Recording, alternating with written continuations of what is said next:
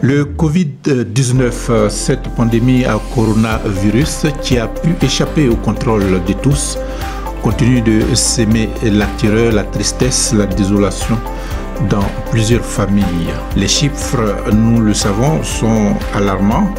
De façon globale, c'est 1 827 000 cas qui ont été déclarés positifs avec 113 031 décès. Ici aux États-Unis, c'est 542 000 cas déclarés positifs avec 21 489 décès. En Côte d'Ivoire, nous avons dépassé la barre des 500. C'est 553 cas déclarés positifs avec 58 guérisons et 4 décès malheureusement. C'est aussi beaucoup. C'est effrayant. C'est d'autant plus effrayant que la vitesse de progression de cette maladie donne à réfléchir. Si certains pensent que c'est le lieu de se mettre ensemble, d'unir les forces en vue de lutter contre la propagation galopante de cette pandémie, d'autres soutiennent que c'est l'occasion d'en découdre avec les gouvernants, de rejeter en bloc tout ce qui est fait, tous les efforts faits pour préserver la population contre ce fléau. Ils ont peut-être raison, ils ont peut-être tort, c'est leur droit de penser comme ils veulent. D'autres encore estiment qu'il faut partager les expériences vécues. Il faut témoigner à visage découvert en vue de tirer la sonnette d'alarme. Qu'avez-vous à nous dire? C'est une tribune que nous vous offrons pour échanger, pour partager. Vous êtes sur Nabo News Radio. Je suis Clemso de Poli. Bonjour.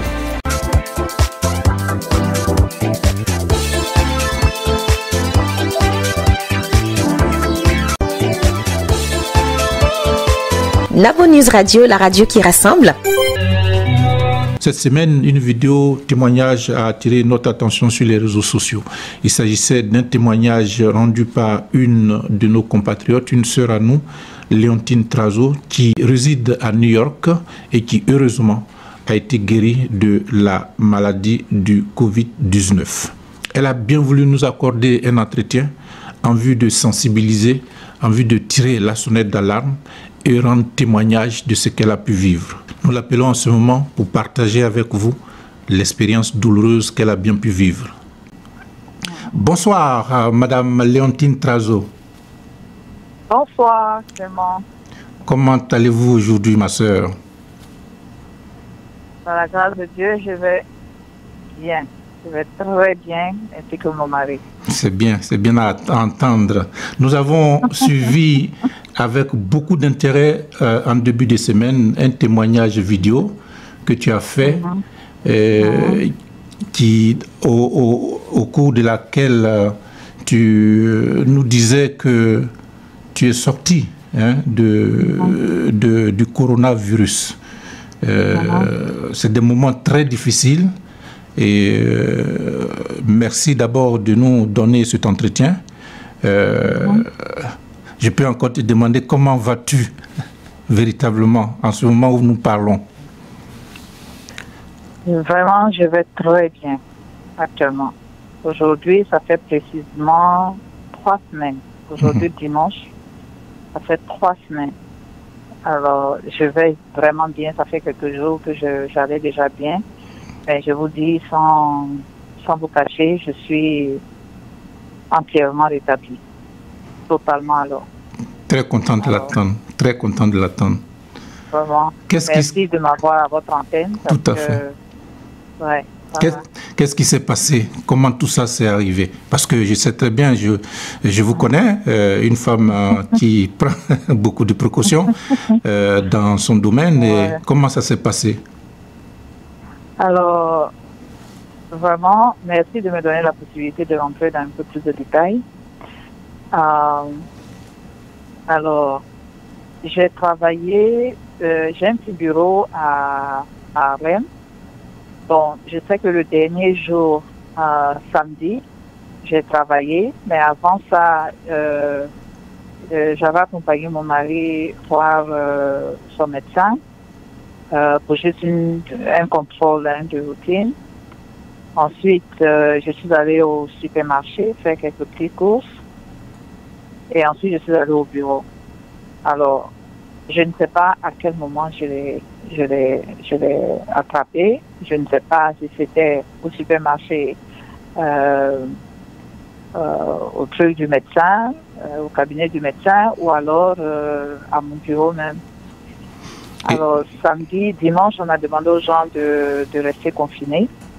Donc, samedi, je suis rentrée, comme de routine, hein, c'est-à-dire que pendant tout ce temps-là, je lavais mes mains constamment.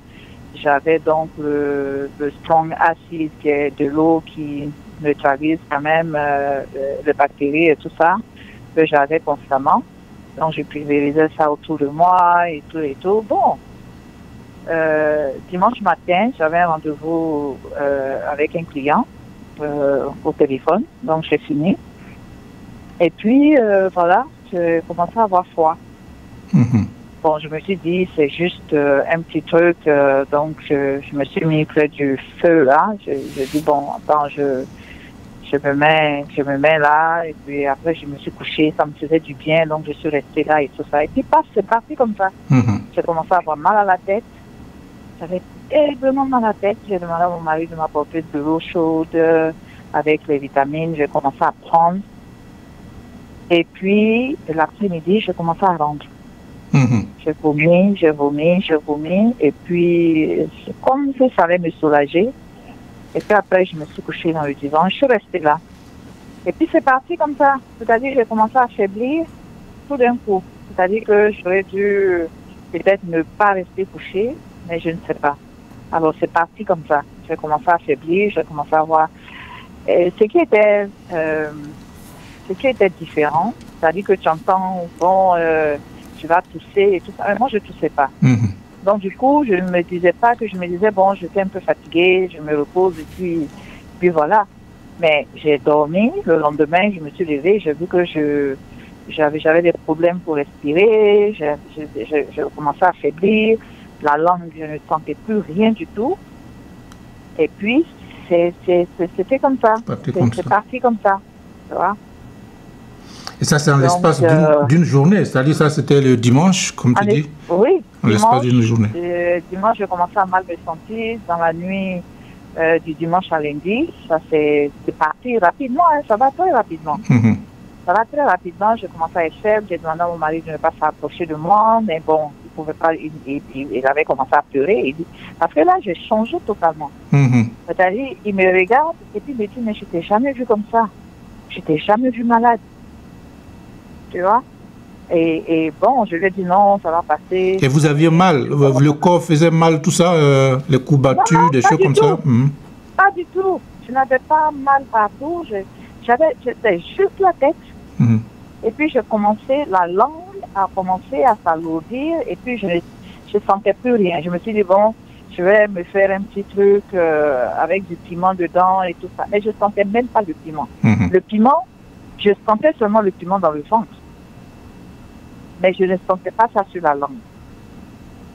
Même l'eau chaude, je sentais à peine l'eau chaude. Ça m'a même brûlé la langue parce que je pouvais boire l'eau chaude là comme ça sans sentir. Donc, il n'y avait pas la sensation, le goût, et tout ça était parti, même l'odorat. Et comment après ça, comment le test s'est passé? Vous êtes allé ensuite à l'hôpital encore pour vous dépister? Non, je n'ai pas voulu aller à l'hôpital parce que j'entendais tous les... Enfin, j'écoutais, hein, comme tout le monde, je voyais un peu ce qui était dit à l'hôpital, enfin à la télé. Les gens ne voulaient pas, enfin, tu vas, c'est pas sûr qu'on te teste et tout ça. Mais moi, je me suis dit simplement, je vais rester à la maison, je vais voir un peu comment ça va évoluer, je vais faire tout ce que je sais faire. Donc, m'hydrater, prendre des vitamines et tout ça, essayer de voir un peu comment je peux me remettre toute seule enfin, me remettre, hein, toute seule. Ça. Mais je n'ai pas voulu aller à l'hôpital. Ça, vraiment, il faut le dire, quoi. Je n'ai pas voulu aller à l'hôpital. Je suis juste restée à la maison et je me suis traitée. Mais seulement, c'était difficile parce que je n'arrivais pas à boire. Je n'arrivais pas à boire, comme je l'ai expliqué aussi dans la vidéo, je n'arrivais pas à boire, je n'arrivais pas à manger. Et puis, je faiblissais, tu vois. Donc, vous êtes... 3 jours après... Vous êtes auto-confiné. Oui, allez-y. Oui, on est resté confinés, on est resté confinés. Tout à fait. J'ai demandé à quelqu'un de me faire des courses, il m'a déposé ça devant la porte.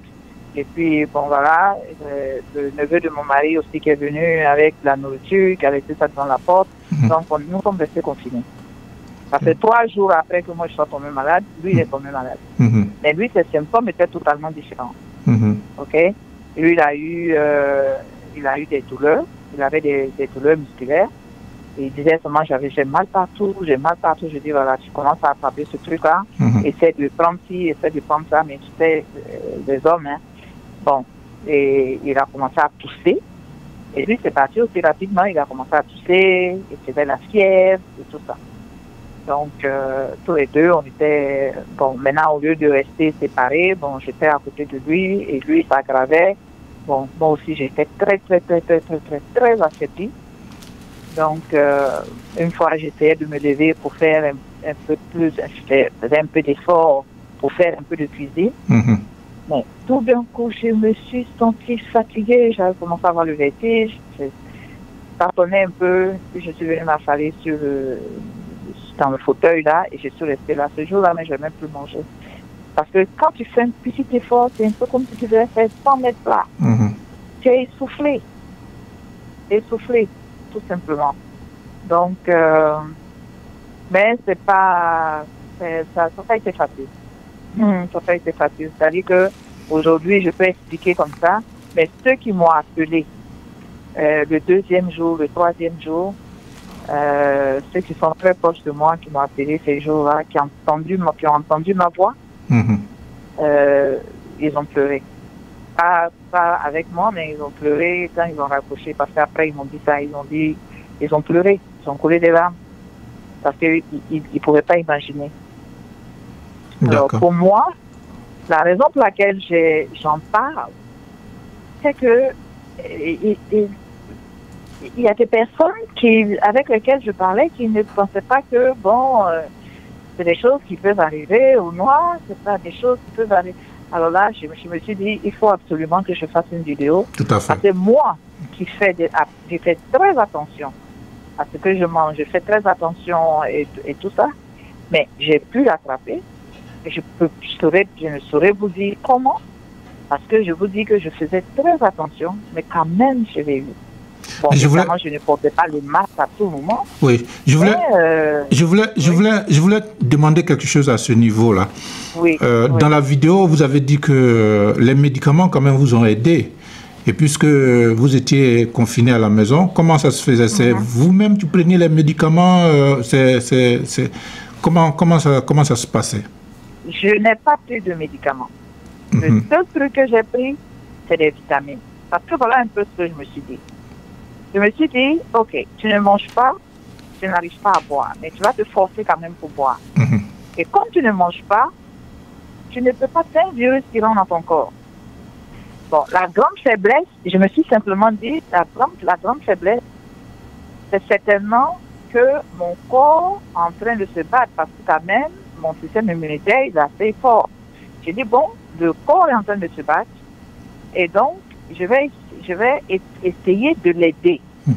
Donc, j'ai besoin donc de nutriments pour pouvoir le faire. Et comme je ne peux pas manger, je vais prendre donc les suppléments que j'ai. Et je sais que les suppléments que nous avons, évidemment, c'est bon, tu as la vitamine D1, B2, B12, tu as la niacine, tu as l'acide folique, hein, et tout ça, dedans, je me suis dit, bon, voilà, des éléments qui peuvent réellement aider à booster mon système immunitaire. Et c'est comme ça que j'ai réfléchi. Tu vois? Je me suis dit, je vais simplement prendre ça. Alors donc, je prenais donc une plaquette de 10 et je prends 2. Je croque. Hein, évidemment, c'est amer. Hein, le turmeric est toujours amer. C'est amer, mais moi, j'aime bien croquer ça. Donc, je prends 2 et puis je croque. Et puis, je mouille mes lèvres avec... enfin, je prends quelques petites gorgées d'eau. Et puis, comme ça, je faisais ça tout doucement. Tout ce que je pouvais faire, c'était ça. Donc, si je suis fatiguée, je dors un peu. Après, je me lève, je je prends encore 2, ensuite je prends encore 2, ensuite... Donc toute la journée comme ça, je vais prendre les 10. Bon, mon mari, lui, ne faisait pas ça, il enlevait seulement les 10 et il prenait. Bah, ça, c'est notre résistance, on prend comme ça. Donc, il prend seulement ses 10, il prend ça directement, il boit un peu d'eau. Lui non plus n'arrivait pas à boire vraiment, mais les vitamines, ça, on ne manquait pas du tout, on le prenait régulièrement. Et ça, je peux vous dire, sans me tromper, que ça a vraiment compris, parce qu'on n'a pas fait autre chose. On n'a pas pris, moi je n'aime pas tellement prendre les médicaments, moi que ce soit vraiment, oui.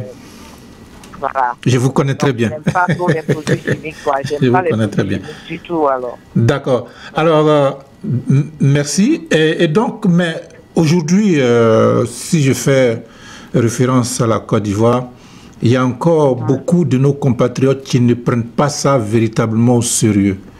On voit malgré les mesures prises, certains pensent que, bon, il y en a qui disent même que ça n'arrive pas au noir. Il y a certains disent que ouais, le soleil, etc. Qu'est-ce que tu peux leur dire? Parce que quand on regarde les chiffres, ça va très vite.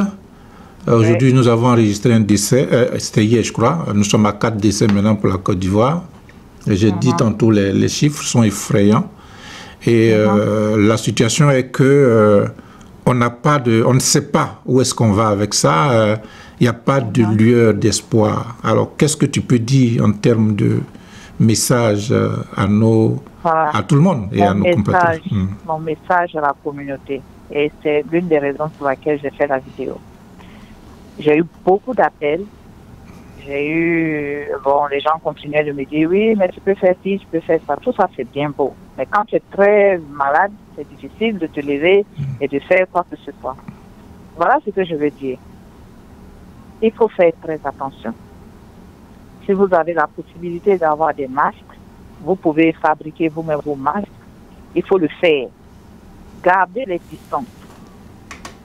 Parce que quand moi je regarde le samedi, où je suis allée à la banque, je suis allée au cabinet du médecin, je suis allée au bureau, tout ça, je n'étais pas forcément masquée, mais je lavais continuellement mes mains, des trucs comme ça. Donc, si quelqu'un vient d'éternuer, ou alors qui a toussé, qui a laissé des gouttelettes de trucs sur, enfin, si la personne a toussé, ça a resté comme ils appellent ici des droplets, mais ils ont laissé des gouttelettes de crachat ou de machin dans l'air. Donc, ça reste là. Et toi, tu viens, peut-être 2 minutes après, tu passes là. Tu respires ça. Alors, pour éviter tout ça, c'est bon de pouvoir se couvrir le visage. OK? Portez vos masques, gardez les distances, suivez seulement les recommandations qui sont données. C'est vraiment important de suivre vraiment les recommandations. Restez à la maison. C'est tout ce que je peux vous dire. Parce que si vous l'avez, ce n'est pas de la blague. Vous faiblissez et c'est très difficile. En rien de temps, vous pouvez partir. Et on ne veut pas de cela. On a eu à Harlem des familles qui sont parties. On a eu des gens qui sont décédés. Il y a plein de gens qui sont décédés au niveau d'Harlem. Et franchement, ce n'est pas de la blague, ce n'est pas des amusements. Il y en a qui sont encore à l'hôpital et tout ça. Mais franchement, vous voulez renforcer votre système immunitaire, vous voulez vous hydrater et vous voulez encore renforcer le système immunitaire. J'insiste là-dessus parce que c'est ce qu'il faut. Voilà. D'accord, merci beaucoup. Et un petit mot pour votre mari, il va bien?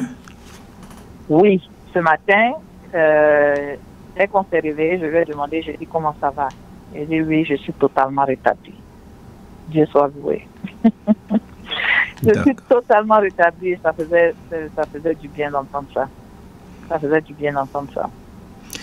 On a eu chaud. Oui. Mais par la grâce de Dieu, nous sommes sortis de là. En tout cas, merci beaucoup.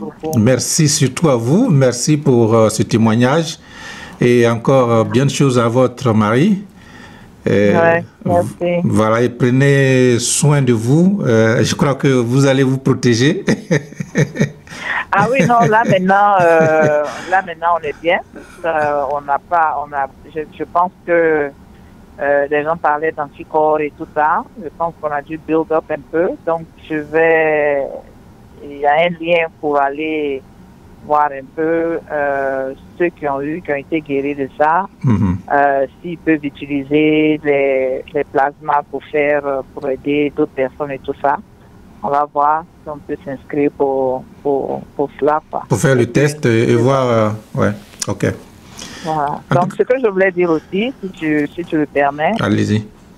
Ceux qui sont peut-être ici ou même ailleurs, qui commencent à être malades, qui veulent un peu de support et tout ça, ils peuvent toujours me contacter via WhatsApp ou sur les différents sites. Et je peux leur donner des conseils. S'ils veulent vraiment parler avec moi en privé, des choses comme ça, tout ça, ils peuvent te demander et puis tu peux leur demander de me contacter. D'accord. Je pourrais être là, je pourrais être à l'écoute, je pourrais les soutenir et tout ça parce que il y a des moments où on se sent totalement parti et c'est pas toujours évident. Donc, tout à l'heure. Je suis là. D'accord. Le téléphone va défiler sous l'écran. Sous l'écran, ils vont voir avec les... En tout cas, merci et bonne fête de Pâques en même temps. Merci. Et que Dieu vous protège et que vous garde. Merci beaucoup. Au revoir. Merci. Merci vraiment. Merci pour ce que tu fais pour la communauté. Au revoir. Voilà, amis auditeurs, nous étions avec Madame Léontine Trazo, une de nos compatriotes, comme je l'ai dit, qui a été guérie du Covid-19. Elle supporte bien, son mari également supporte très bien. Son numéro là défile sous l'écran. Ceux qui veulent la contacter peuvent le faire. Notre appel, c'est cela. Prenez garde, prenez soin de vous, respectez les différentes mesures qui ont été énoncées par les gouvernants, par les dirigeants. Protégez-vous. C'est pas du jeu, c'est très sérieux. On ne sait pas encore où est-ce que nous allons, quand est-ce que l'espoir sera permis, mais toujours est-il que Dieu nous protège. Merci pour avoir écouté ce témoignage. Ceux qui veulent nous dire quelque chose, notre tribune, c'est qu'avez-vous à nous dire? Vous avez quelque chose à dire, vous avez quelque chose dans le ventre, n'oubliez pas, ne manquez pas, n'hésitez pas. Passez-nous un coup de fil, nous nous ferons le plaisir de vous prendre au téléphone pour échanger et partager votre témoignage, partager vos réflexions. Si cela pourrait aider, ce serait tant mieux, ce serait la bienvenue. Bonsoir chez vous, je suis Clem Sodipoli sur Nabo News Radio.